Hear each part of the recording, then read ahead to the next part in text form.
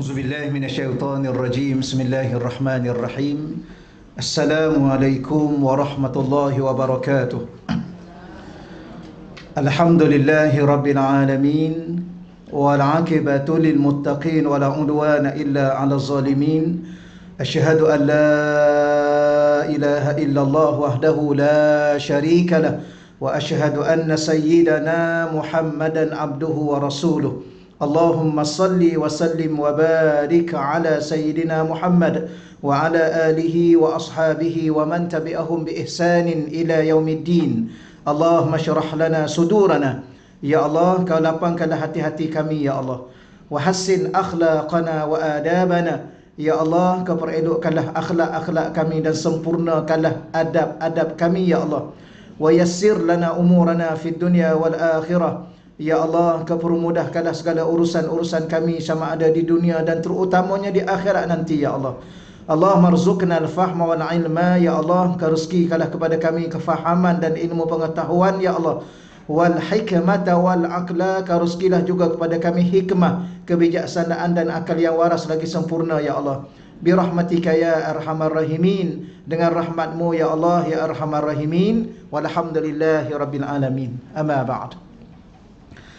Yang pertama yang saya muliakan dan saya hormati pengurusan dan jawatan kuasa masjid, yang saya muliakan dan saya hormati Puan Hajah Salwa dan seluruh urus setia Raudatul Muslimah, para ahli ilmu, tuan-tuan dan puan-puan muslimin muslimat yang dirahmati Allah Subhanahu wa taala sekalian.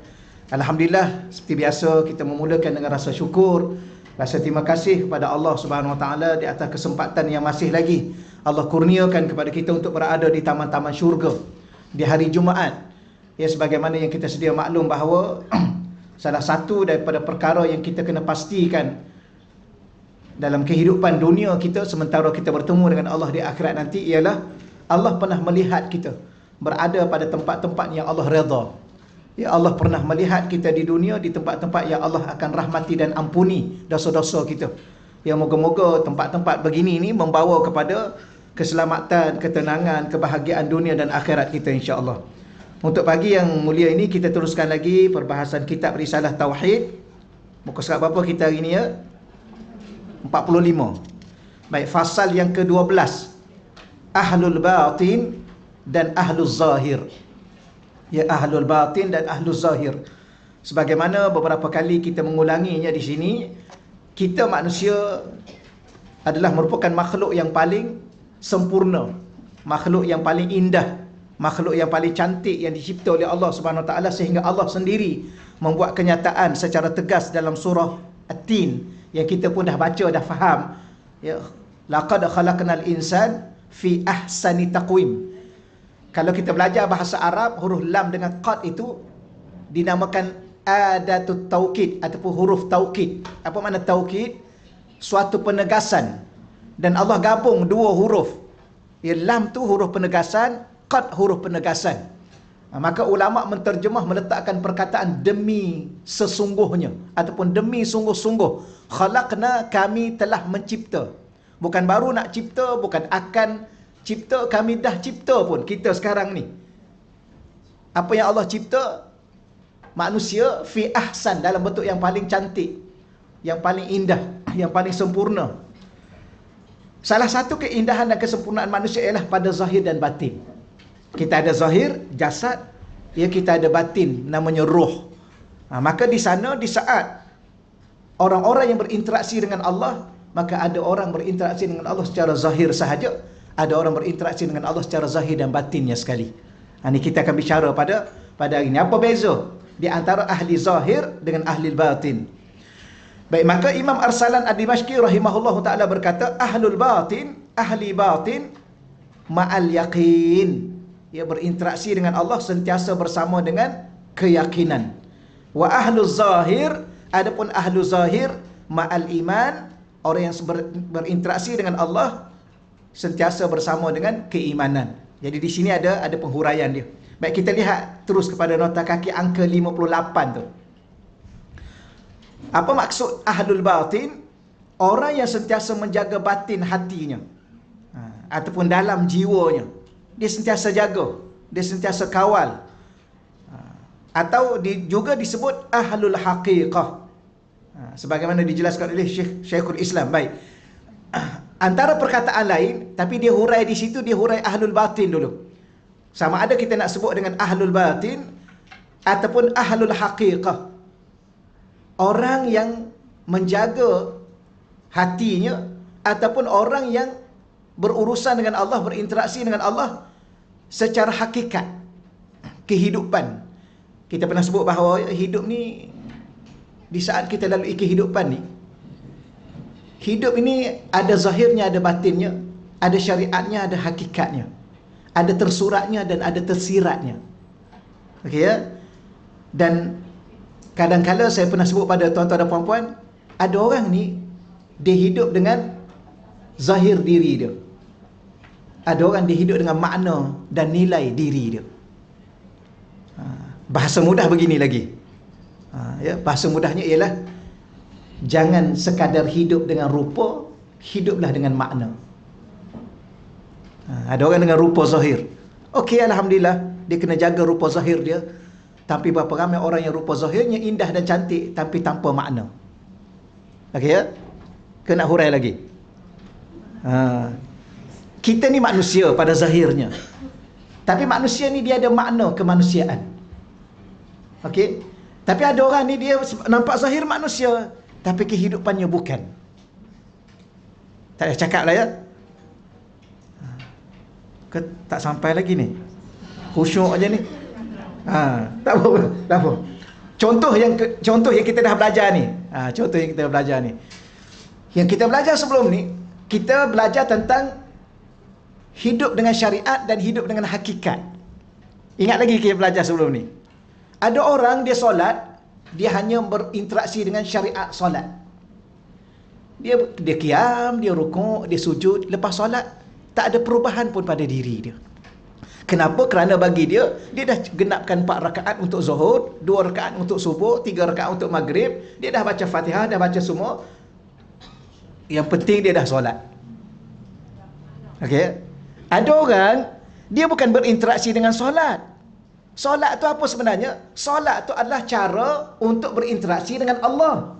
Maka ada orang ni dia bukan berinteraksi dengan solat, dia berinteraksi dengan Allah di sebalik rukuknya, di sebalik sujudnya. Maka dia menjadi semakin hari dia makin sempurna diri dia sebagai seorang hamba. Dia makin tawaduk, dia makin khusyuk, dia makin ikhlas, dia makin sabar, dia makin baik, makin baik. Dia makin merendah diri. Itulah orang yang bukan sekadar berinteraksi dengan syariat zahir salat, dengan rukuk, dengan sujud, dengan qiyam, dengan bacaan, dengan rukun 13 tu, 13 rukun. Tapi dia, di saat dia membaca, dia sedang berbicara dengan Allah. Di saat dia rukuk, dia sedang menundukkan diri, merendahkan diri dia kepada pencipta dia. Di saat dia sujud, dia sedang menghina diri pada pencipta dia. Maka hakikat siapa diri dia adalah seorang hamba kepada Allah. Maka kalau dia menyadari di saat dia berhubung dengan Allah, maka Allah mencipta dirinya sebagai seorang hamba. Kenapa dia nak sombong dengan orang lain? Kerana dia tidak lebih daripada seorang hamba. Inilah orang yang sedang berinteraksi dengan Allah. Macam puan-puan datang pagi ni. Puan-puan berinteraksi dengan siapa ni? Ke dengan saya?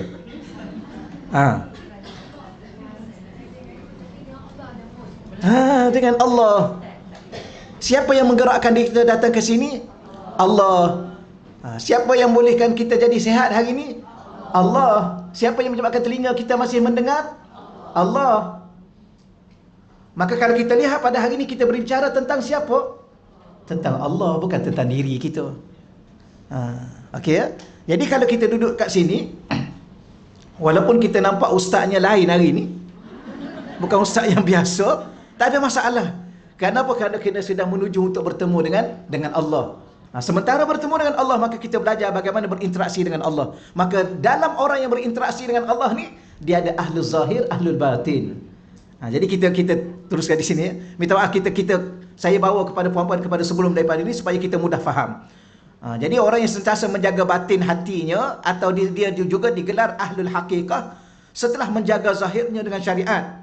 Tetapi kita kena ingat, orang yang menjaga batin dia, jiwa dia, hati dia, dia bukan mengabaikan syariat. Setelah dia melalui kehidupan bersyariat dan berinteraksi kepada Tuhannya dengan hatinya dan kehambaan, maka dia sentiasa hidup bersama keyakinannya dalam menunaikan tugas kehambaannya. Maka orang yang sentiasa berinteraksi dengan Allah dengan hati dia, dengan jiwa kehambaan dia, dia akan sentiasa bersama dengan yakin. Dia yakin kepada apa? Yakin kepada Allah, kerana dia berhubung dengan Allah, bukan yakin dengan solat dia. Dia bukan yakin dengan puasa dia. Ada orang dia rasa dia dah solat, dia dah puasa, dia dah banyak bersedekah, dia pun rasa dah boleh masuk syurga. Kan? Tak rasa dah boleh masuk syurga. Dia kan datang kuliah tiap-tiap hari kan. Dia pun rasa dengan kuliah ni dia dah pandai. Bukan Allah yang memberi dia kepandaian. Okey. Baik, cuma saya ulang balik di sini. Dan dia ni berinteraksi setelah dia hidup bersyariat, dia jaga syariat macam puan-puan lah. Puan-puan yang menutup aurat ni, puan-puan hidup bersyariat. Yang tak menutup aurat, hidup dengan apa?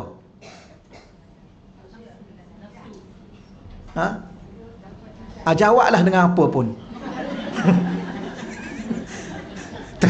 Tapi bukan syariat. Maka orang yang hidup bersyariat hidup dengan Islam.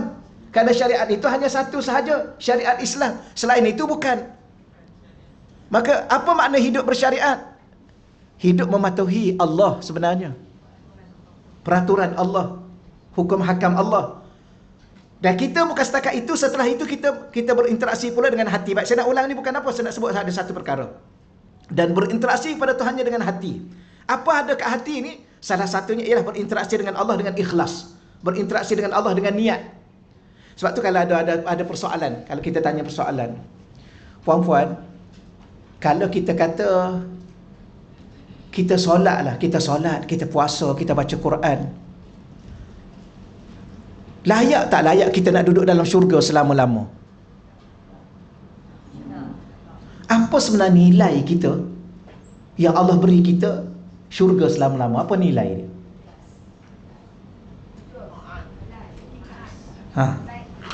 Apa nilai dia?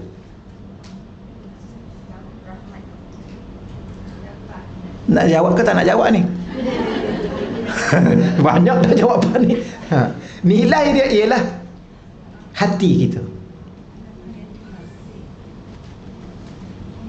Nilai dia. Allah anugerahkan kita syurga selama-lama, bukan kerana 3 rakaat, bukan kerana 2 rakaat. 3 rakaat apalah sangat, 2 minit. Puan-puan 2 minit, puan-puan nak selama-lama syurga. Maka nilai dia adalah hati. Apa yang ada kat hati ni? Niat. Apa yang ada di niat? Hanya untuk Allah. Dan orang Islam ni selama mana dia hidup, kalau Allah bagi dia hidup, dia akan sentiasa niat untuk Allah, untuk Allah, untuk Allah. Maka di sinilah nilai yang paling utama. Sebab tu walaupun sekecil apa pun Allah minta kita niat. Walaupun kita sederma 10 sen. Ya, bukan ajak apa-apa lagi lah. Banyak semua saya nak bagi tahu contohnya 10 sen. Dunia sekarang tak ada dah orang sedekah 10 sen ya. Ada lagi tak? Ya, jarang lah. Mungkin tak ada lah. Ya 10 sen. Tapi 10 sen bukan persoalan 10 sen. Allah bukan nilai pada 10 sen. Allah nilai pada hati yang niat hanya kerana dia, ikhlas hanya kerana dia, jujur kerana dia. Ini yang dikatakan ahlul batin.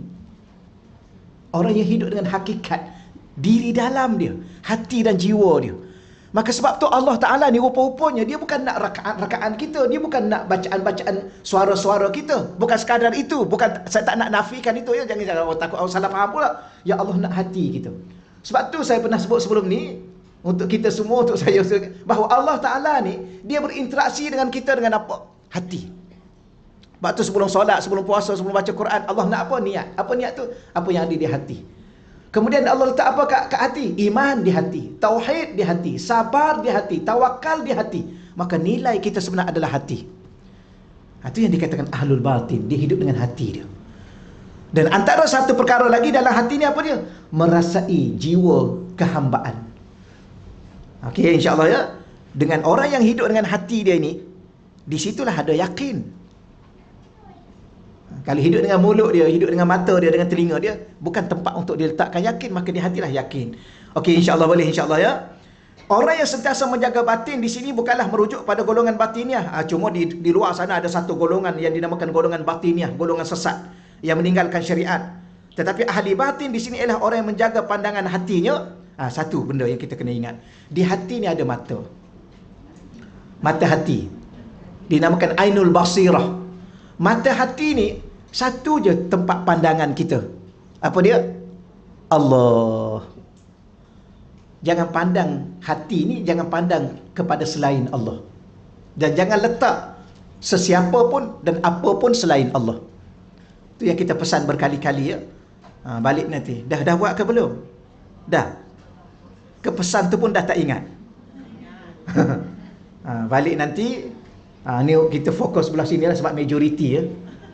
Yang ni belah ni minoriti, diam-diam je lah. Okey lah. Ya, balik nanti jumpa suami. Ya, yang ada suami, yang tak ada suami, nak buat macam mana kan? Allah dah ambil ataupun Allah dah pisahkan, tak ada masalah yang tu ya. Khususnya yang ada suami, balik-balik panggil suami elok-elok dengan bahasa yang beradab. Ya, kalau boleh letak suami kat atas kursi, kita duduk kat bawah. Okey ya. Pernah macam tu? Dia sebenarnya puan-puan dengan suami ni, puan-puan dia dengan suami ni, puan-puan kena duduk bawah, suami duduk atas.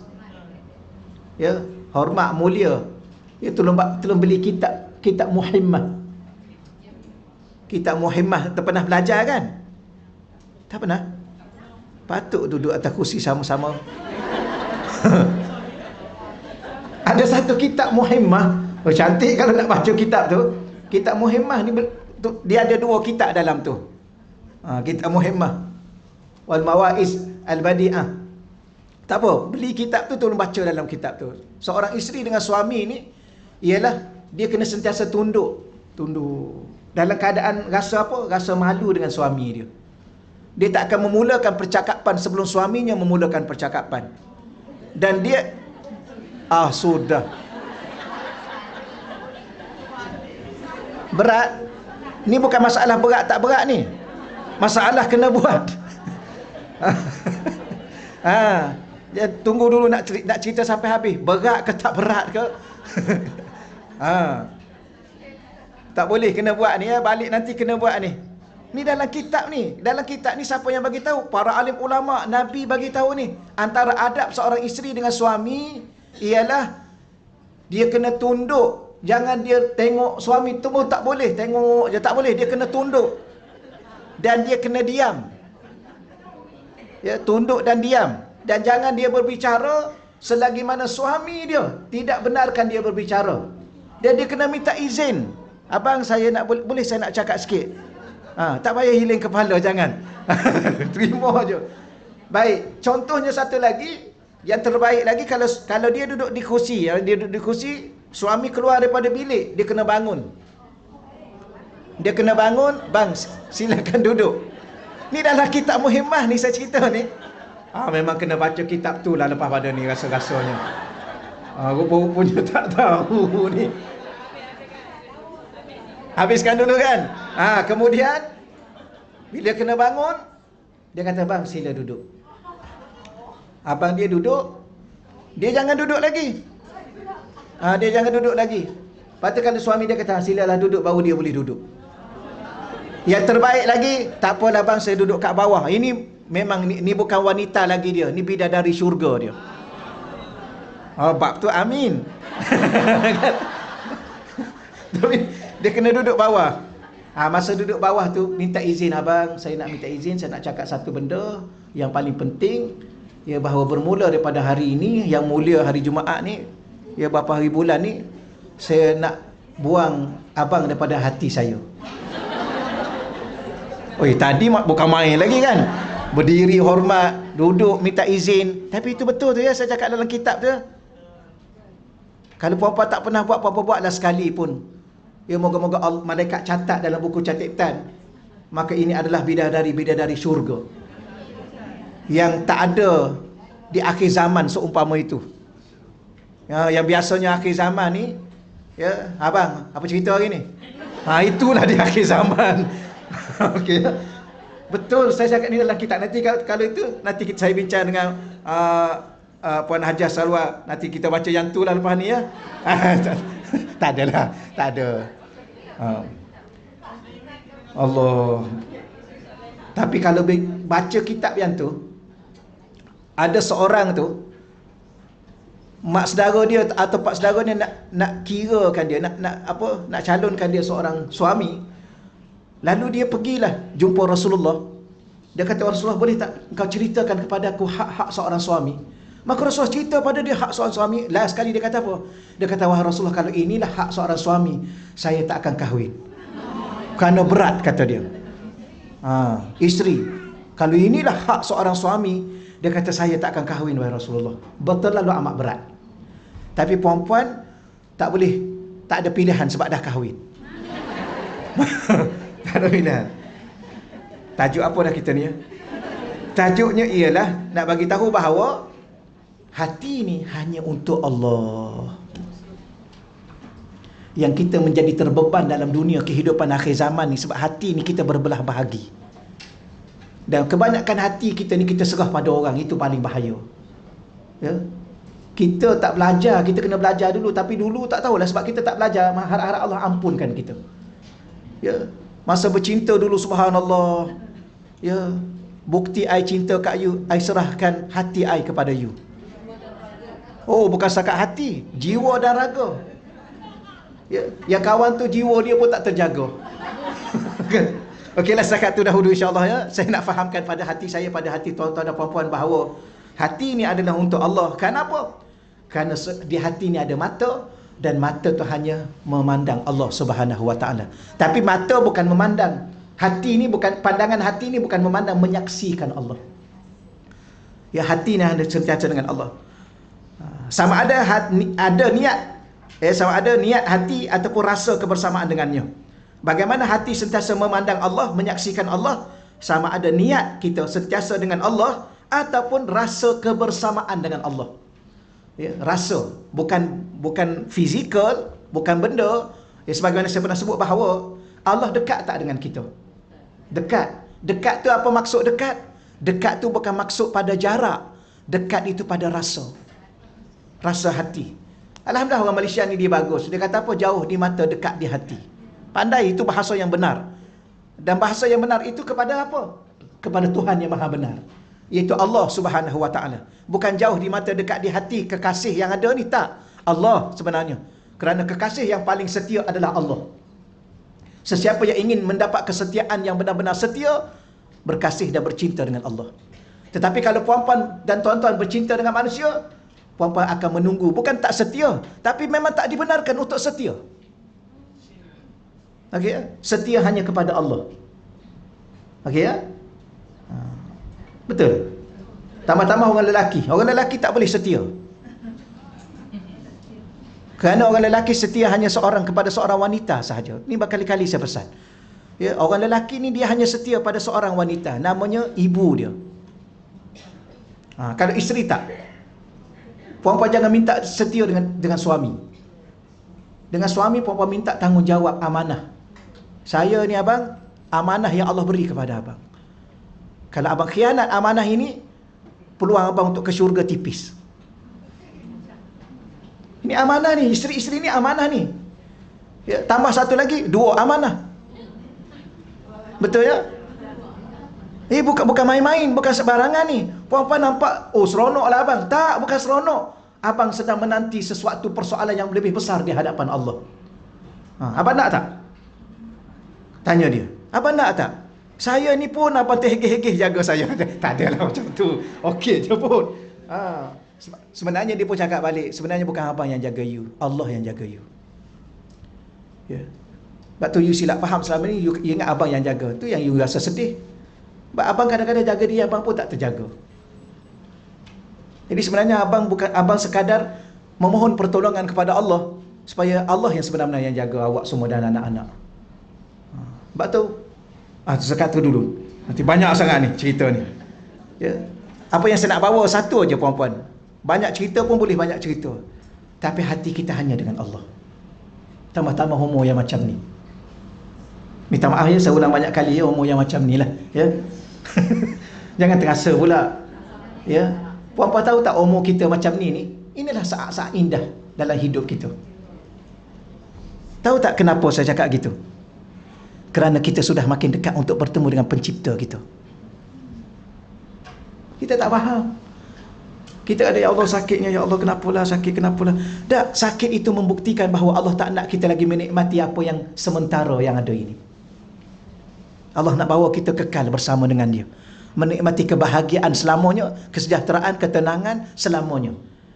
Dan macam puan-puan ni, Allah akan anugerahkan wajah yang paling cantik lebih pada bidadari. Tak seronok? Sebab tu jangan rasa, ya Allah, kenapalah dah macam ni, tengok cermin kurang semangat akhir-akhir ni kan. Keduk sana, keduk sini. Tak, inilah saat-saat terindah dalam hidup kita, di akhir umur kita. Kerana kita betapa kita sekian lama rindu kepada pencipta kita. Puan-puan, kita kadang-kala kita dengan ibu dan ayah kan rindu kita. Kenapa kita tersangat rindu pada ibu dan ayah? Kerana di situ asal diri kita. Dan ayah dan ibu kita dan kita ni daripada mana asalnya? Dari Allah. Maka sebagaimana kerinduan kepada ibu dan ayah tak tertanggung, kerinduan kepada Allah jauh lebih tak tertanggung. Bagi orang yang memahami hakikat kerinduan kepada pencipta dia. Bagi orang yang tak faham, dia relax aja. Tahu-tahu dia mati, itu baru tahu. Sebab tu Saidina Ali kan, dia kata apa? Dia kata kita sekarang ni sedang dalam mimpi. Kita sekarang dalam mimpi ni tahu. Mimpi semua indah. Tapi bila mana kita mati nanti, barulah kita sedar. Itulah hakikat kehidupan yang sebenar. Hakikat kehidupan yang sebenar ialah di saat kita kembali kepada pencipta kita. Kalau di saat itu kita bahagia, kita akan bahagia selama-lama. Tapi awas, seandainya kita derita, kita akan derita selama-lama. Dan bahagia atau deritanya di mana? Di hati. Okey, dah faham ya? Jangan cari bahagia di luar daripada diri kita. Kita cari bahagia dengan suami, ini dah silap awal-awal. Sama juga suami cari bahagia dengan isteri, ini kita buat kesilapan lebih awal. Sebab tu kita derita. Kenapa? Di situ bukan bahagia. Bahagia di mana? Di dalam diri kita. Dengan siapa? Dengan keimanan kita kepada Allah, dengan ketakwaan kita kepada Allah, dengan ketauhidan kita kepada Allah. Bahkan ni, dengan hati dan jiwa kita sentiasa dengan Allah. Itulah bahagia. Di saat kita bahagia dengan Allah, walaupun orang buat apa pun, kita tak akan pernah derita. Tapi kalau kita bahagia dengan selain Allah, orang bergurau pun kadang-kadang kita terasa. Kenapa? Kerana kita tidak bersama dengan bahagia yang sebenar-benar bahagia. Sebab tu kalau nak bahagia, jangan tunggu syurga. Sekarang boleh bahagia. Dengan siapa? Dengan pencipta kita yang mencipta syurga. Kerana syurga kita sebenarnya adalah dengan Allah, bukan dengan syurga. Okey ya? Alah, macam kita duduk cakap dulu lah. Ya, cakap dulu masa kita bercinta dulu. I tak kisah. Janji I bahagia dengan you. Tengok. Habis makan apa? Makan pasir pun tak apa. Janji I duduk dengan you. Ingat dulu.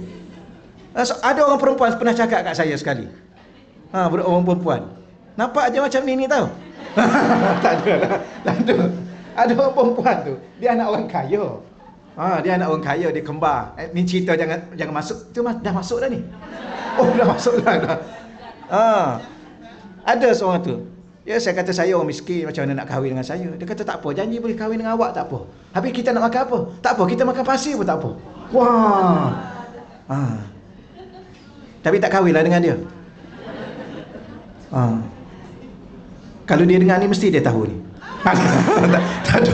Dulu masa muda-muda dulu, masa sekolah agama dulu. Dia sekolah agama juga, tak tahulah kenapa dia minat kat kita. Maknanya ada orang datang muka dunia. Saya cakap apa yang saya lalui kan, saya tak lalui, saya tak tahu. Ada orang datang muka dunia kerana seorang lelaki dia sanggup makan pasir. La haula wala quwwata illa billah. Dia nak mati ke makan pasir? Dia tak tahu ke makan pasir tu mati? Nampak tak? Ya? Cakap kosong lah. Tipu lah kan? Sebab itulah cinta yang sebenar adalah cinta dengan Allah. Cinta dengan makhluk, orang akan menipu. Ya. You kahwin dengan I akan bahagiakan you. Ya ke? Berapa ramai kahwin dengan dia derita. Ni hakikat sebenar saya nak sebut bahawa hanya dengan Allah. Cuma masalah kita nak sampai ke situ bagaimana? Hati kita ni bagaimana?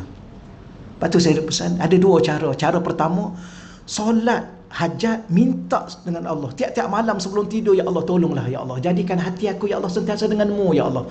Aku tak nak dah ya Allah dengan orang lain. Aku sakit, aku kecewa, aku derita, kadang-kadang aku rasa lemah. Kadang-kadang aku harap kat dia, dialah yang mengecewakan aku. Aku harap dia bahagiakan dia. Dialah yang deritakan aku. Ya Allah, aku tak nak dah, ya Allah. Cukuplah, ya Allah. Maka ya Allah, jadikan hati aku sentiasa denganmu, ya Allah. Cinta, rindu, kasih, harap kepadamu. Itu satu cara. Tiap-tiap malam minta. Cara kedua ialah bimbingan murabbi mursyid. Selalu saya ulang. Doa pada Allah juga dalam solat hajat minta, ya Allah, Engkau datangkan kepada kami, ya Allah, seorang murabbi yang mursyid, ya Allah, yang boleh bimbing kerohanian kami kepadamu, ya Allah. Kerana kita kadang-kadang manusia ni kan, kita nak benda yang nampak. Ialah kita fizikal, kita ada fizikal, kita benda ni, kita nampak apa? Nampak seorang guru. Guru yang mana?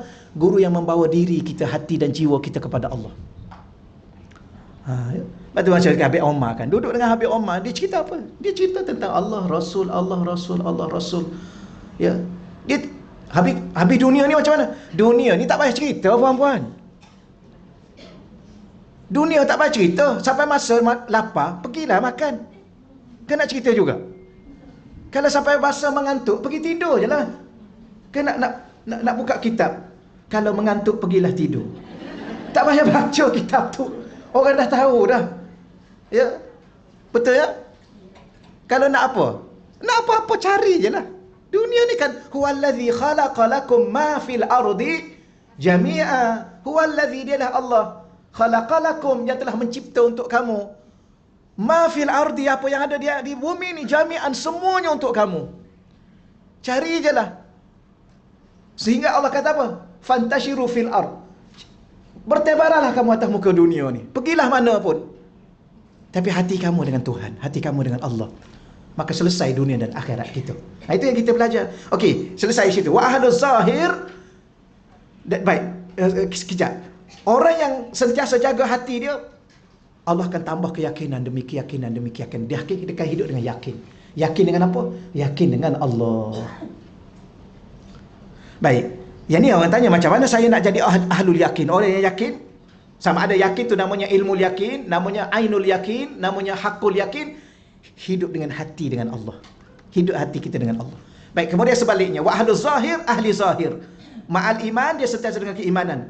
Apa maksudnya? Nota kaki angka 59 tu. Ya, muka 45 bawah tu. Orang yang sentiasa sekadar menjaga zahirnya. Ni. Jaga diri, jaga rupa zahirnya. Jaga zahirnya. Maka dia hidup dengan mempertahankan imannya. Yang diterjemahkan sekadar melalui zahirnya. Kalau kita sentiasa hidup dengan zahir kita, kita kena jaga iman kita. Apa makna hidup dengan zahir? Hidup dengan syariat. Orang yang hidup dengan syariat, dia kena solat. Kenapa solat? Kerana nak jaga iman dia. Kalau tidak, iman dia makin pudar, makin kurang. Okey ya? Maka dia akan sentiasa terjemah sekadar melalui zahirnya. Okey, kita lihat muka 46. Dia penghuraian dia lagi. Supaya kita dapat bertambah faham. Famata taharraka qalbu sahibil yakin. Yang ni antara neraca pertimbangan. Contoh, saya ni ustaz, saya ni tuan, saya ni, kita ni, adakah kita disebut ahlus zahir ataupun ahlul batin? Baik, macam neraca dia. Baik, cuba lihat, kalau kita hidup dengan ahli batin dalam hati kita, cuba lihat pergerakan hati kita. Dia kata apa? Famata, jika bergerak. Famata taharraka. Famata tu jika. Taharraka, bergerak. Qalbu sahibil yakin, bergerak hati ahli yakin. Naqasa yaqinuhu, maka berkuranglah keyakinannya. Apa makna bergerak? Dia gini puan-puan, hati ni bila mana sampai satu tahap yakin, dia tak akan bergerak, dia tak akan berganjak, dia tak akan bertukar. Maksud kita begini, rezeki daripada siapa? Allah. Pernah tak hati tuan-tuan dan puan-puan berubah-ubah, bergerak-gerak soal rezeki? Pernah. Masa boleh kerja, rasa yakin dapat rezeki. Masa tak kerja, dah mula dah. Macam manalah kalau kita tak kerja, dah mula goyang. Sebab apa? Masa sihat, wah alhamdulillah, masa sihat rasa kuat nak pergi cari rezeki. Masa sakit, dah mula kurang keyakinan. Sebenarnya tadi kita dah tanya soalan, rezeki ni dari siapa? Dari Allah. Betul? Habis yang kita dah rasa lemah, rasa kurang yakin tu kerana dah mula tak sihat, sebab dah mula tak boleh nak bekerja, Dari kita pula ke dari Allah juga? Masa sihat dari Allah, masa sakit dari kita. Boleh faham ni? Sepatutnya sama ada kita sihat, kita sakit, kita bekerja atau kita tidak bekerja, kita tetap yakin. Kerana apa? Rezeki itu ada. Sebab rezeki bukan dari kita sihat atau dari kita sakit, dari kita bekerja atau tidak, rezeki itu dari Allah. Mana bukti orang tak kerja dapat makan? Tengoklah anak-anak kita yang umur 4-5 tahun tu. Apa kerja dia? Dia tak ada kerja apa. Kerja dia main aja. Tapi masa makan tengah hari, bukan tengah hari lah, pagi-pagi lagi, nasi lemak dah 2 bungkus dia makan. Maknanya rezeki itu dari Allah. Bukan dari kita. Tengok orang sakit yang ke hospital. Sampai masa tengok ada makan tepi dia, dia bergerak pun tak boleh.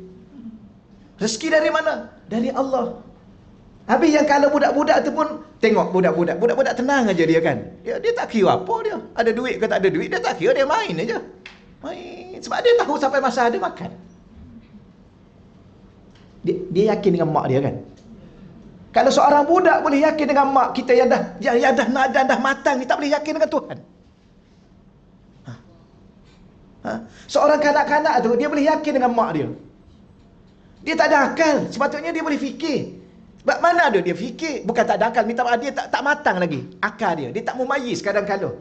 Tapi dalam keadaan dia tak berfikir dengan matang tu pun dia boleh yakin dengan mak dia. Kita yang dah matang ni tak boleh yakin dengan Tuhan. Tapi kenapa masih bergerak-gerak dalam hati kita? Ya ke? Boleh ke? Dapat ke? Kalau macam ni, habislah saya. Kalau macam ni, habislah saya.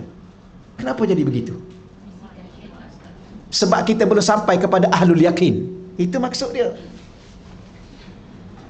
Kita masih ahlul zahir. Lepas tu kita terhegeh-hegeh dalam ibadah kita. Hanya berinteraksi dengan zahir. Apa zahir? Diri kita. Apa batinnya, hakikatnya? Hati kita dengan Tuhan. Ini tinggi ni sebenarnya, puan-puan saya ulang banyak kali ya. Kitab ni nampak nipis aja ni. Ini pun dah tambah syarah ringkas.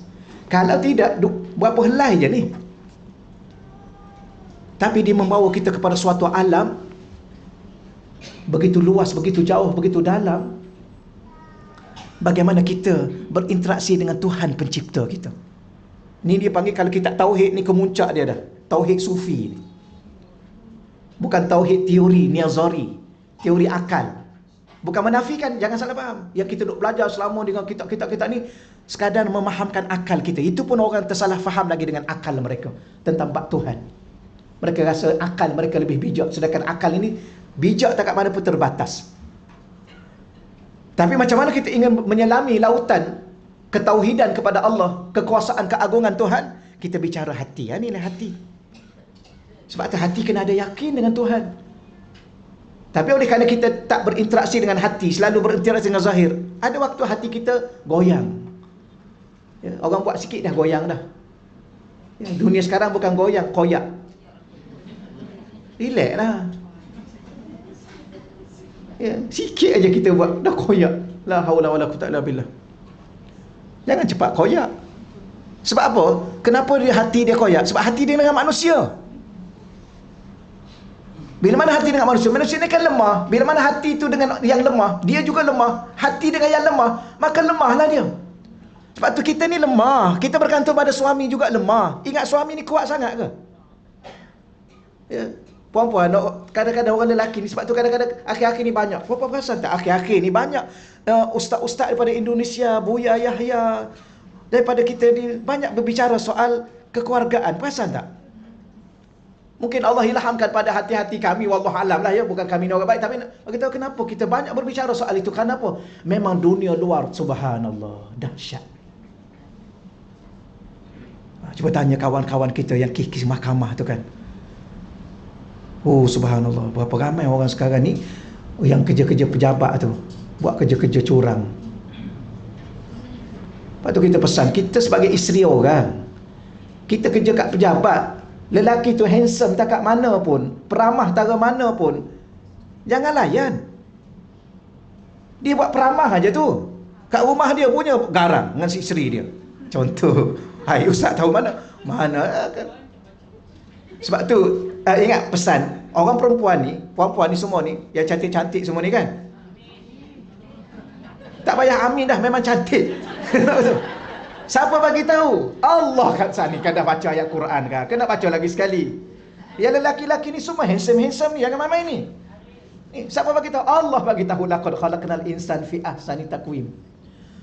Maka orang perempuan cantik ni kalau dia berdepan dengan yang bukan mahram, dia jangan buat lembut. Jangan buat lembut. Ya. Jangan buat peramah, tak payah. Tapi kalau suami kita berinteraksi dengan selembut mungkin, senyum selebar mungkin, dengan suami. Tapi kalau dengan lelaki yang bukan mahram, jangan. Contoh lelaki tanya, puan, saya nak pergi ke sini ni, boleh tunjuk jalan tak? Tak boleh.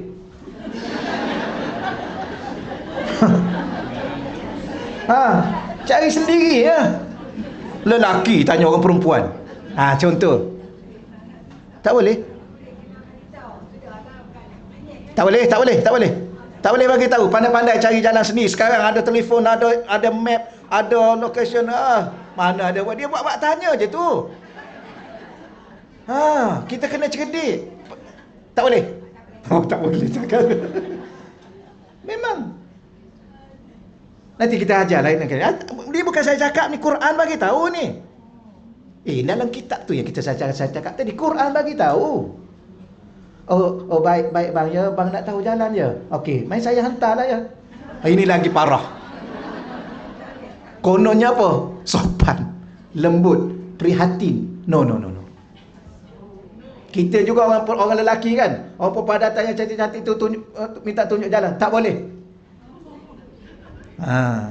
Ya ke? Betul ni saya cakap, betul, bukan itu. Jangan itu. Ni Quran bagi tahu ni. Kenapa? Kerana nak jaga diri. Tiba-tiba kat pejabat panggil sayang-sayang, ni apa ni? Haram hukum dia panggil sayang kepada lelaki yang bukan mahram. Dah haram panggil sayang kepada perempuan yang bukan mahram. Jangan duk sayang-sayang. Ingat sayang ni murah ke? Kalimah sayang dalam Quran tu mahal tu. Ni dia duduk-duduk, apa khabar sayang? Kat isteri dia pun tak cakap sayang, kat isteri orang tu cakap sayang. Ni lelaki-lelaki yang hidung belang ni. Kasar hari ni sikit. Betul. Betul, saya cakap ni betul. Kita pula tak payah. Sorry. Ya, kenapa panggil saya sayang ni pula ni? Sorry. Ya, saya tak suka. Cakap betul-betul. Ramai tu kat luar sana. Tapi kalau kita nak keberkenan, cakap terang-terang lah.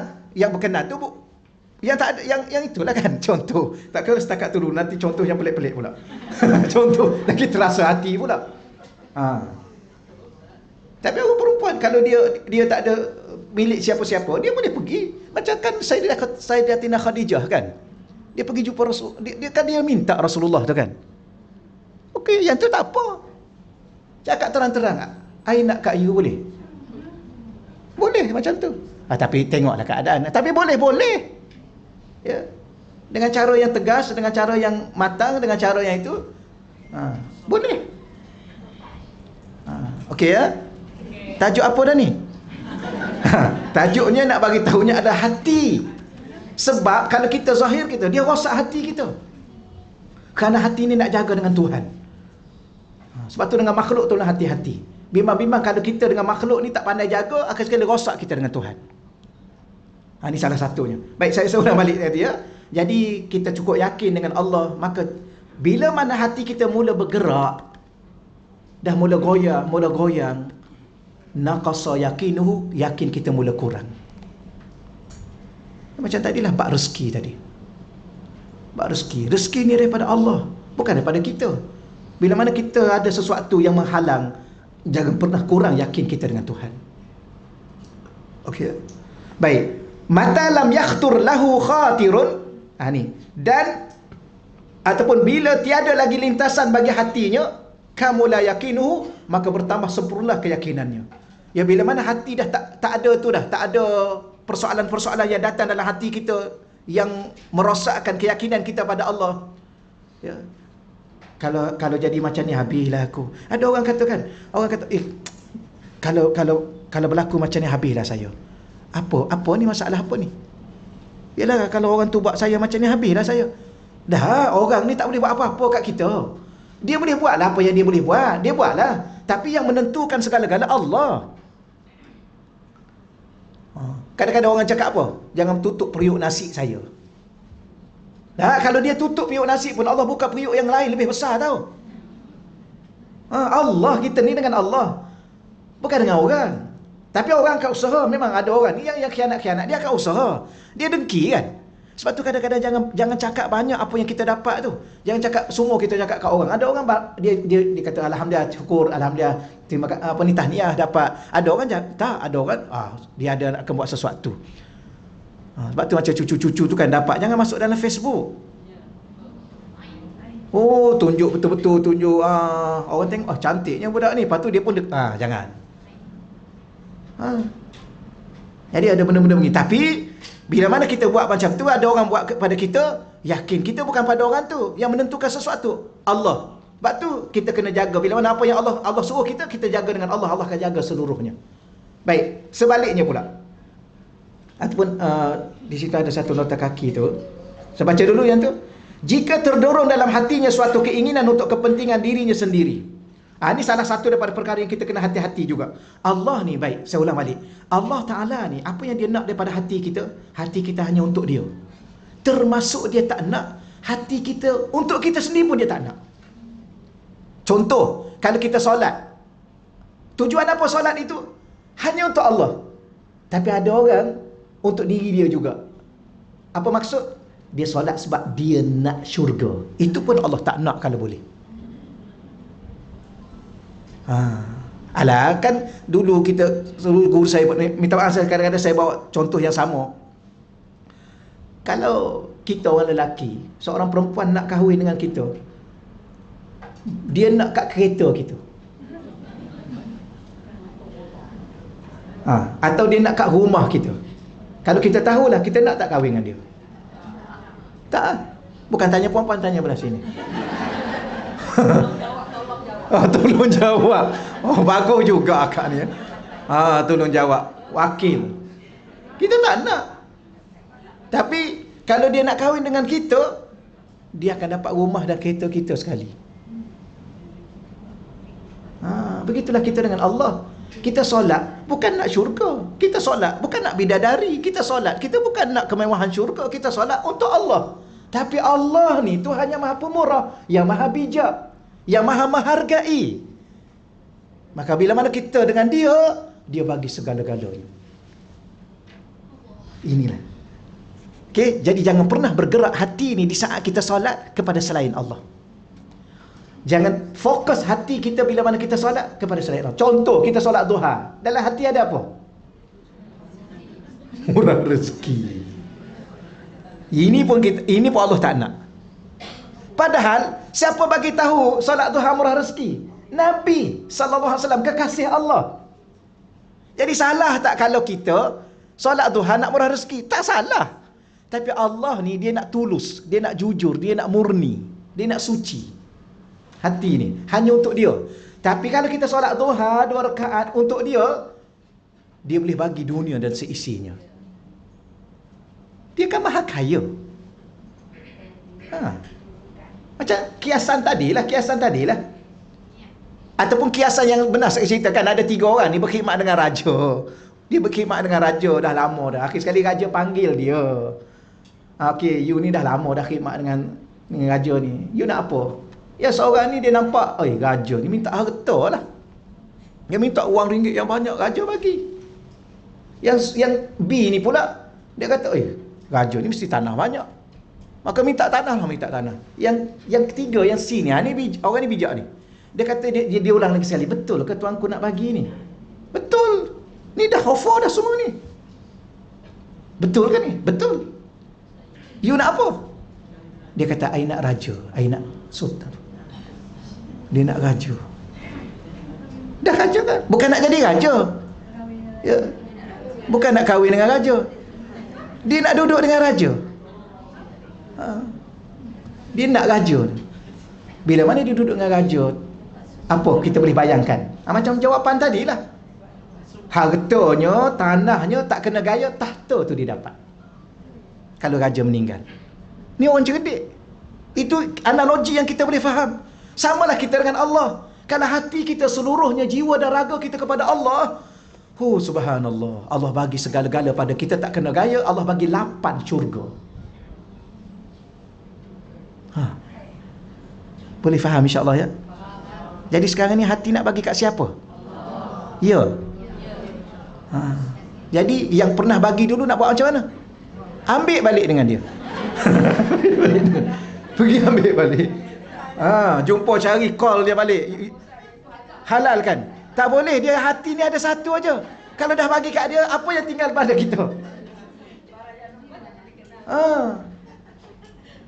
Pesan pada anak perempuan kita, jangan pernah sekali-kali bagi hati pada seorang lelaki walaupun namanya suami. Derita kita. Kerana hati kita hanya ada satu saja dalam ni. Kalau dah bagi kat orang, apa lagi yang ada pada kita? Sama juga anak lelaki kita. Tambah-tambah anak lelaki. Anak lelaki ni jangan pernah bagi hati kepada mana-mana wanita. Habis nak bagi apa? Bagi tanggungjawab, bagi amanah, bagi kasih sayang. Hati jangan bagi. Kalau dah bagi hati, di hati tu ada kasih dan sayang, apa lagi yang ada pada kita? Itulah orang bercinta. Nampak tahu bercinta, kenapa dia termenung? Kerana dia sudah kehilangan hati dia. Sebab dia dah bagi pada orang. Kawan tu pula, yang belah sini termenung, yang belah sana apa? Kerinduan. Kenapa? Kerana menanggung dua hati. Keluh tak terkata, rindu tak terkira. Kenapa? Menanggung dua hati. Kawan tu pula termenung. Ya. Kenapa? Dah tak ada hati dah. Tak tahu nak cakap apa. Sebab tu tolong pesan ni pada anak perempuan kita. Jangan bagi hati kepada sesiapa pun. Hati ini adalah milik Allah. Bahkan bukan hati, seluruh jiwa ni adalah milik Allah. Kalau suatu hari nanti dia tinggalkan kita, biarkan dia pergi. Akan ada orang yang akan datang menggantikannya. Okey. Alhamdulillah. Pukul berapa dah kita ni? Boleh lagi ke tak? Boleh, alhamdulillah. Allah. Sama juga suami nak kahwin lain, bagi. Ini ayat lain pula dah. Bagi. Kita kena, tak apalah abang pergilah. Saya ada Allah. Tak jadi dia. Betul. Tak jadi. Yang jadi tu sebab tak bagi. Saya baru ni saya pergi Sungai Buaya. Rawang. Sungai Buaya Rawang. Saya minum ada ni tapi tak tahu kalau dia tengok ke tak tengok pengurusi surau. Tapi saya tak sebelah. Ni pengajaran. Dia duduk sini pengurusi surau. Saya di sini, ni orang rumah dia, kakak lah kakak. Kakak tu cakap apa kat saya? Dia kata, Ustaz, ni Haji ni, saya dah berapa kali dah suruh dia. Suruh cari, saya nak cari, dia tak bagi, dia tak nak. Suami dia duduk macam ni, suami dia. Saya tak tahulah betul tak betul, tapi betul ni Ustaz saya cakap depan Ustaz ni, biar dia tahu. Selama ni dia ingat saya main-main, ni depan Ustaz ni saya cakap ni. Ni. Dia tahu lah dia tak nak. Saya bagi dah. Saya nak suruh nak cari dia sendiri. Dia tak nak. Itulah orang lelaki. Dia pun seriau juga kalau dah jadi tahap tu. Dia diam. Macam mana Ji? Saya dah jadi saksi ni. Tak apa Ustaz, tak apa.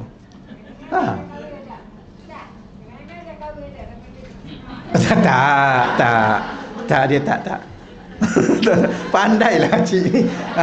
Acik ni pengalaman banyak lah. Tak apa, Datuk sedikit lah nak bagi tahunya. Saya tunjuk contoh ni bukan apa. Kerana yang mengikat diri kita tidak ada siapa. Yang paling mengikat hati kita adalah isteri dan suami kita. Yang paling mengikat hati kita adalah anak-anak kita. Ya, betul ya. Ni contoh yang paling dekat. Kerana yang paling dekat dengan kita adalah hak. Itulah yang ada pada diri kita. Itu kadang-kadang kita kecewa, kita sedih. Kerana itu juga. Betul berapa ramai anak-anak, berapa ramai ibu-ibu yang sedih kerana seorang anak. Betul ya? Kenapa? Kerana dia duduk dalam hati kita. Maka kita kena belajar sedikit sebanyak di saat-saat akhir. Saya minta maaf kadang-kadang contoh saya berulang-ulang benda yang sama. Apa yang saya nak sampaikan ialah di saat akhir umur macam ni, kita kena belajar makin hari kita dengan Tuhan. Penat dah, penat. Puan-puan tahu tak? Penat. Macam suami-suami ni semua penat ni. Penat. Betul. Penat bukan penat kerana jadi suami, tak. Penat kerana menanggung tanggungjawab. Penat. Tapi di saat hati kita bawa dengan Allah, ketika itu kita rasa lapang sedikit. Kalau selama mana kita sudah menanggung apa? Menanggung amanah, menanggung tanggungjawab. Macam puan-puan, besar tanggungjawab puan-puan. Sampai sahabat tu jumpa Nabi, dia kata, kalau macam ni saya tak nak kahwin lah. Berat. Betul puan-puan dengan suami ni, berat. Puan-puan tak boleh tengok wajah dia begini, puan-puan kena tunduk. Puan-puan kena diam aja, duduk depan suami diam gitu. Jangan cakap banyak. Suami kata suami kata bibi. Tak ada bantah-bantah, tak ada bantah-bantah. Nanti kita baca kitab tu kan. Kita baca kitab tu nanti. Baca kitab tu puan-puan. Tak sanggup puan-puan. Sehingga dikatakan kalau suami balik, ya, dikatakan ada apa? Ada debu-debu di muka suami, puan-puan kena di kaki suami, puan-puan kena sapu dengan muka ni. Debu-debu tu, itu pun tak lagi menunaikan hak seorang suami. Sapu debu-debu di kaki-kaki suami dengan muka puan-puan ni. Kalau puan-puan faham, ya Allah, ampunkanlah aku ya Allah. Sebab tu satu je puan-puan. Puan-puan nak tidur tu kan minta redha.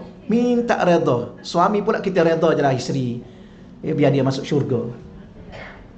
Tak payah bebankan isteri. Ya kan? Isteri dah penat dengan memasak, dengan membasuh, dengan itu, dengan ini. Dia balik akhirat, dia mati, kita redha dengan dia. Dia masuk syurga je lah. Alah, janganlah berkira sikit sebanyak. Ya. Sama juga puan-puan dengan suami. Jangan berkira. Abang kalau abang mati saya redha, saya tak akan tuntut apa-apa akhirat. Abang terus ke syurga. Gembiralah dalam syurga dengan bidadari-bidadari yang ada. Ketuanya puan-puan. Puan-puan jangan risau. Lah, baru tak habis lagi cerita dah risau dah. Tapi abang jangan lupa, saya ada sekali dengan abang. Ketika itu saya cantik lebih pada bidadari. Betul. Ini bukan cerita kosong. Okey ya? Tapi nak ceritanya kadang-kadang selama mana hati kita dengan makhluk, kita akan penat. Kita akan letih. Betul. Okeylah. Seterusnya yang terakhir, sikit lagi yang terakhir. Yang bawah tu. Jika terdorong dalam hatinya suatu keinginan untuk kepentingan dirinya sendiri atau penyaksian terhadap wujud sendiri dan terpisah darinya daripada Allah, maka kuranglah keyakinannya. Jadi jangan pernah hati kita terpisah dari Allah. Dan jangan pernah hati kita terhalang dengan sesuatu selain Allah. Yang kita sebut tadi. Kerana dia sudah dibukakan tabir hati untuk menyaksikan bahawa wujud diri adalah tentang kecintaan Allah kepada dirinya. Puan-puan, sampai satu saat, di saat kita duk jaga hati kita dengan Allah, satu ketika, satu saat, Allah singkapkan mata hati kita. Ni, bahawa hidup ini sebenarnya tentang kecintaan Allah kepada diri kita. Apa maksud dalam bahasa mudahnya? Kalau kita faham hakikat hati, kehidupan hati ni, akan sampai satu masa kita akan faham, hidup ni tentang betapa sayangnya Allah pada kita. Hidup ni tentang apa? Saya selalu sebut sebelum ni kan, hidup ni tentang apa? Tentang Allah. Apa tentang Allah? Hidup ini tentang betapa cinta dan kasihnya Allah kepada kita. Sebab tu apa pun kita buat, Allah tetap bagi kita segala-galanya.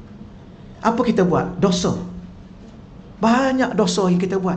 Lalai. Dalam solat pun kita lalai. Kita ni berkira dengan Tuhan. Duduk kat masjid, jajak tengok jam. Baru 5 minit masuk dalam masjid. Tapi berapa ramai orang cukup berkira. Assalamualaikum warahmatullahi wabarakatuh. Zam, dah terus bangun. Duduklah sekejap. Ya, duduk di apa? Duduk di kedai boleh berlama-lama. Duduk di kafe boleh berlama-lama. Duduk kat mana? Duduk kat padang bola berlama-lama. Duduk kat stadium bukan main lagi. Awal pergi, balik lewat. Tapi masjid tak datang. Apa yang kita faham tentang hidup ni? Dahsyatnya kita. Punya kita tidak hargai betapa cintanya Allah pada kita. Dia bagi kita segala-galanya. Dia adakan kita, dia hidupkan kita, dia bagi rezeki pada kita, dia bagi keluarga pada kita, dia bagi segala apa yang kita happy. Apa sebab tu kan kita tanya soalan, hidup ni antara suka dengan sedih, mana banyak? Banyak suka. Gembira lah, gembira dengan sedih. Banyak gembira. Sehat dengan sakit, mana banyak? Banyak sehat. Makan dengan puasa, mana banyak? Banyak makan. Apa lagi yang kita tak faham? Cuba beritahu. Siapa yang bagi sehat? Siapa yang bagi sakit? Siapa yang bagi apa? Makan siapa? Jawapannya satu je, Allah. Itu apa tu? Itulah cinta Allah kepada kita. Itulah sayang Allah kepada kita. Allah minta kita solat. Dengan Allah suruh kita tidur, mana panjang? Subhanallah. Allah benarkan kita tidur. Puan tak tahu tak ada orang yang tak boleh tidur? Tahu tak? Subhanallah, jumpa pakar ni, jumpa pakar tu, jumpa pakar ni, makan ubat tu, makan, tak boleh tidur. Habis yang kita boleh tidur sebab apa? Allah bagi kita nikmat tidur.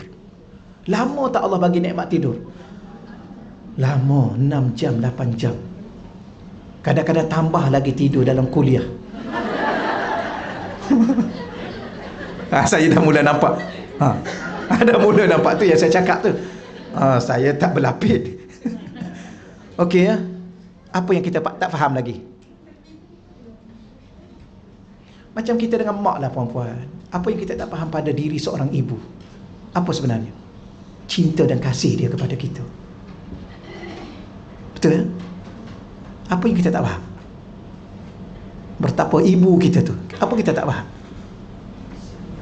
Tapi di saat kita lupa pada ibu kita, kita degil dengan ibu kita, dahsyatnya kita.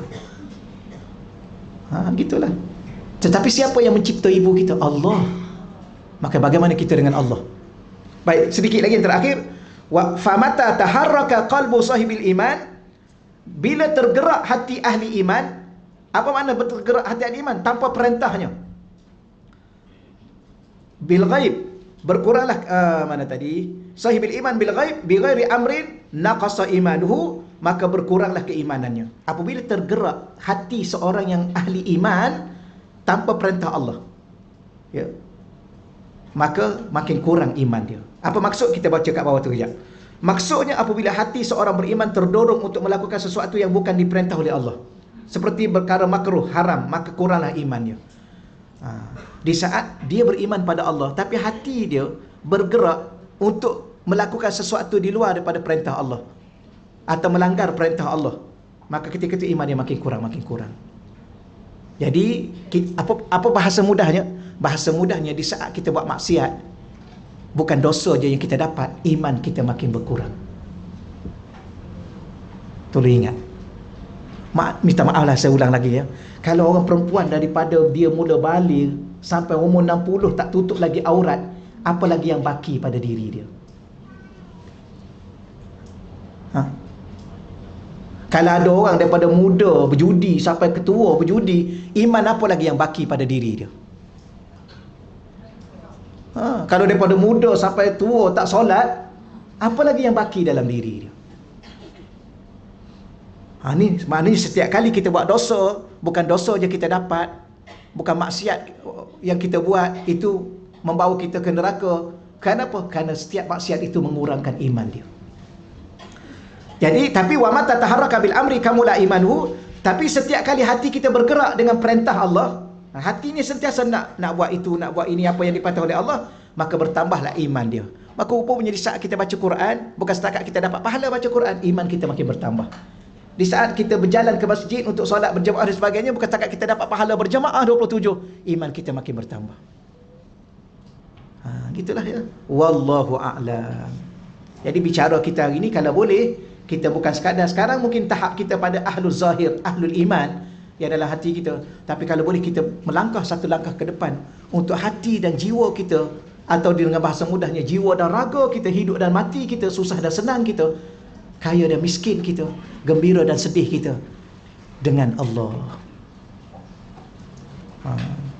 Jangan pernah risau. Di saat kita menangis dengan Allah, yang sedang menunggu adalah senyuman. Okey ya? Di saat kita penat bangun malam kerana Allah, ya kita sedang menanti sebuah kebahagiaan. Okey ya? Wallahu a'lam. Ada soalan?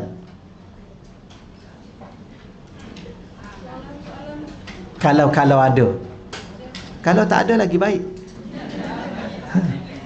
Relax. Ada soalan. Cepat kan. Okay, silakan Kak. Ini pasal redha.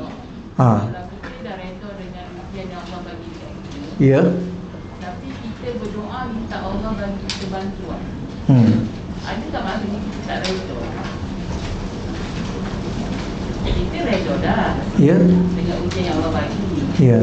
Tapi untuk mengatasi apa tu masalah kita, kita mohon doa minta Allah bantu. Adakah maksudnya kita mohon doa pada Allah minta bantu tu kita tak redha? Baik. Pertama, apa makna redha dan di mana redha? Redha tu ada di hati. Redha di hati. Apa makna redha? Redha ialah kita menerima dengan lapang dada, tanpa membantah, tanpa marah-marah, tanpa memberontak. Itu redha. Hati kita. Baik. Setelah redha, Allah minta kita usaha dan ikhtiar. Okey, kita redha dengan apa? Cuba bagi tahu. Kita redha dengan kesusahan. Allah bagi musibah atau sakitlah, contoh paling mudah. Allah bagi kita sakit yang teruk. Redha tak? Redha. Apa makna redha? Terima tak sakit itu? Ianya dari Allah. Terima? Ada rasa tak puas hati? Tak. Okey je. Apa maksud tak puas hati? Kenapalah aku ni sakit? Baru bulan lepas dah sakit dah. Bulan ni sakit pula. Itu tak redha. Kenapalah sakit dah lama sangat ni? Ya, dah berbulan-bulan ni. Itu tak redha. Dah Allah nak kita berbulan-bulan, redha lah. Tapi usaha dan ikhtiar tu wajib. Redha tu menerimanya dulu, terima. Kalau tambah sebulan lagi sakit, terimalah. Tambah sebulan lagi, terimalah. Jangan sebut di patah perkataan, bila ni? Tak sembuh-sembuh juga ni.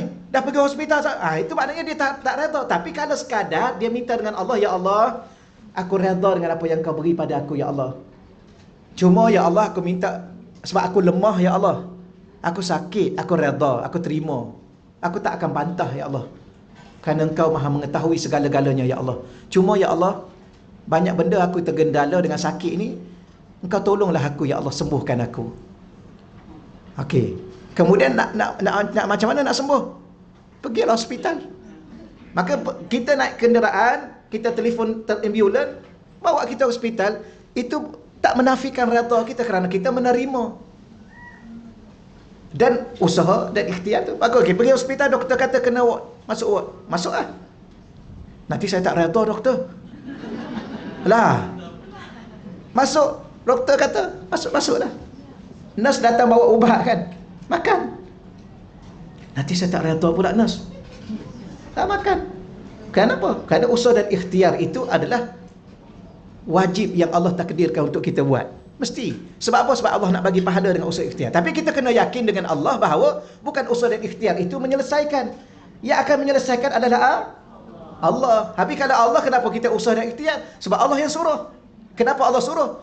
Sebab Allah nak bagi pahala di atas usaha dan ikhtiar. Allah Ta'ala ni. Sebab tu kita kata, Allah Ta'ala ni, dia berinteraksi dengan kita dengan cinta. Kalau cinta ni, segala benda dia nak baik. Sebenarnya orang yang mencintai seseorang, segala perkara yang dia buat adalah untuk kebaikan orang itu. Bagaimana dengan Allah? Maka Allah bagi kita sakit, Allah nak kita redha sebab Allah nak bagi syurga. Sebab redha lawan dia syurga, redha dia punya pasangan dia syurga, murka pasangan dia neraka. Kenapa Allah nak suruh kita redha? Sebab Allah nak bagi syurga. Dan Allah tahu di saat kita sakit, kita manusia yang lemah, maka Allah suruh kita ikhtiar. Redha tu dah dapat syurga dah. Allah suruh kita ikhtiar sebab Allah tahu kita akan lalui kehidupan yang masih panjang. Kenapa pula Allah suruh kita ikhtiar? Sebab Allah nak bagi pahala supaya mendapat syurga yang lebih baik. Oh subhanallah, kalau kita faham. Puan-puan, kalau kita faham bagaimana cinta Allah berinteraksi dengan kita, Allah berinteraksi dengan kita dengan cinta Allah, kita akan berdiam 1000 bahasa. Wahai Allah, Engkau buatlah nak buat apa pada aku, ya Allah.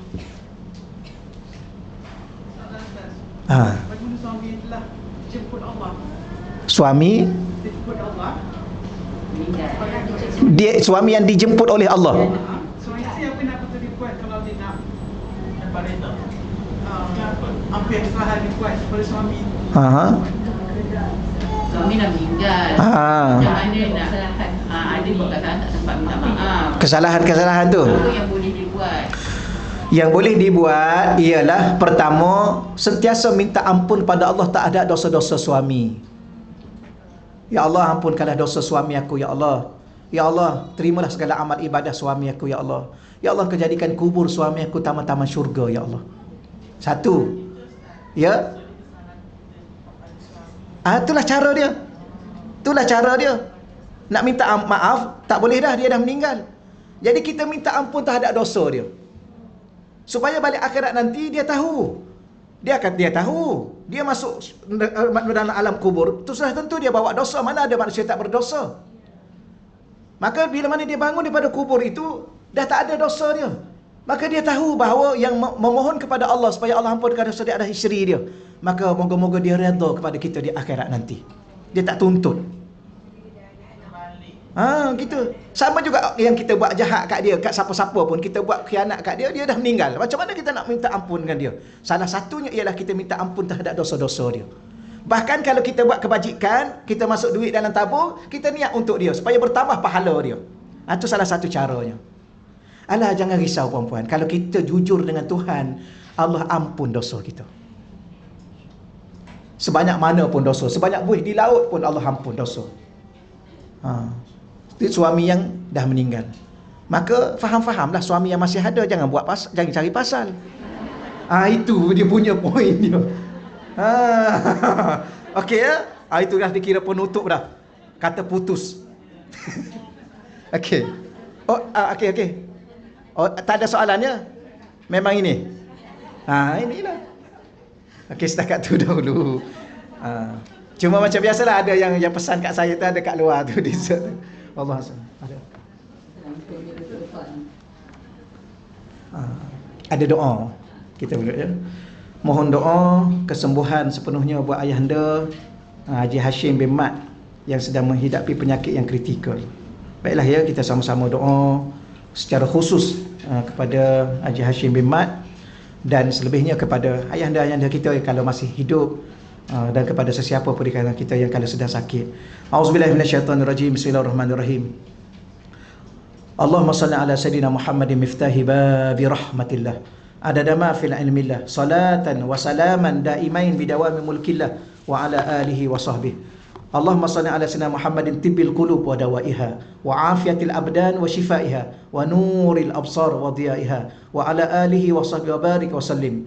Allahumma salli salatan kamilah wa sallim salaman tamman ala sayyidina Muhammadin alladhi tanhallu bihi al-uqad wa tanfariju bihi al-kurab wa tutda bihi al-hawaij wa tunalu bihi al-raghaib wa husnul khawatim wa istasqal ghama wajhil karim wa ala alihi wa sahbihi fi kulli mahatin wa nafasin bi adadi kulli ma'lumin lak.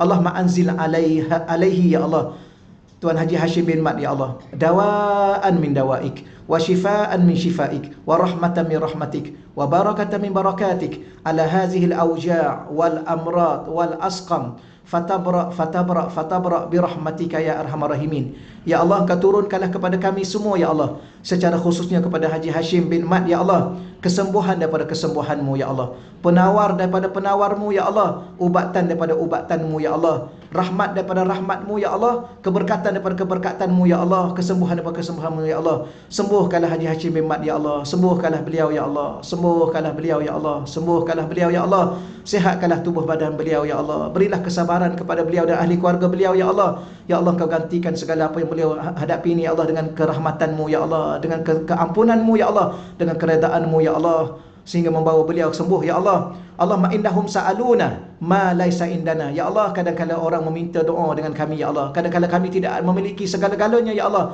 Wa huwa indaka kasirun ya Wahhab, sedangkan padamu memiliki segala-galanya ya Allah. Fahablahu shifaan ya Wahhab. Ya Allah, kurniakanlah kepada Haji Hashim ya Allah kesembuhan ya Allah. Fahablahu dawaan ya Wahhab, turunkanlah kepadanya ubatan daripada ubatanmu ya Allah, wa rahmatan min indika ya arhamar rahimin. Allahumma shfi mardaha, Allahumma shfi mardahi ya Allah, اللهم اشف مرضاه يا الله، اللهم اشف مرضاه يا الله، وصح جسده برحمتك يا الراحمين. ربنا هب لنا من ازواجنا وذرياتنا قرة اعين واجعلنا للمتقين اماما. ربنا اجعلنا مقيم الصلاة ومن ذريتنا ربنا وتقبل دعاء.